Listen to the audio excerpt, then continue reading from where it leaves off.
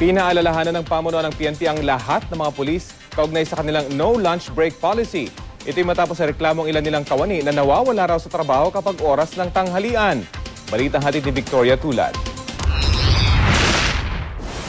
4 na taon na sa serbisyo si SPO1 Romeo Rimando Jr., desk officer sa Cubao, Quezon City Police Station. Araw-araw, 12 oras ang ginugugol niya sa desk.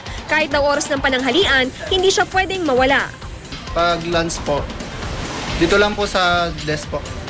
Kung may mga complaint po, hindi po kami makapag-lunch.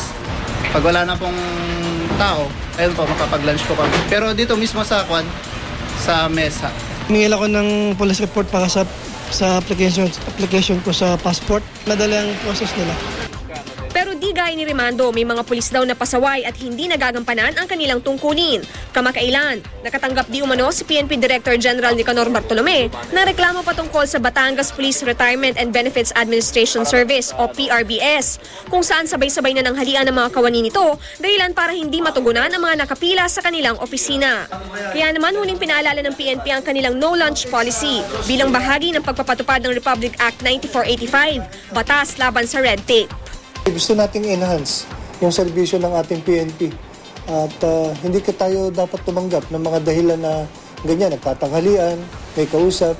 Ang gusto ng ating Chief PNP, doon sa mga frontline services na ino-offer po ng mga pulis natin ay tuloy-tuloy. Ang pulisiyang ito, istrikto naman daw na pinapatupad ng Quezon City Police District Station 10. Ang ating pong desk officer, kung saan po siya nakaupo doon, pwede po siyang mag-lunch doon. At anytime, pwede po natin siyang istorbohin. Ganito rin daw sa kuhaan na police clearance na ito sa Quezon City. Mabilis naman po yung processing nila dito. Tsaka hindi naman nakakainit. Halos mga 45 minutes lang. Pero may ilang tila hindi kumbinsidong nasusunod nga ang no lunch policy. Usad pagong pa rin daw kasi ang pagkuha ng clearance. Minsan walang nag-a-attain na pag nakapila ka, nag-aantay ka pa nung lalo na yung sa pagtatak ng sa thumb mark. Sa mga pasaway na pulis at mga kawani ng gobyernong lumalabag sa Anti-Red Tape Act, may kaukulang parusang naghihintay.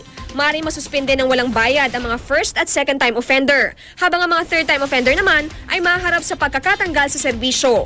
Sa QCPD Station 10, isang pulis na raw ang naparusahan dahil sa neglect of duty. May nakakita na po tayo, may na-inspect na po tayo ng pulis mismo. Natutulog sa kanyang pwesto. So ginawa po natin yan. Ay agad-agad ko pong ginawa ng report at kinasuhan ko po ng neglect of duty.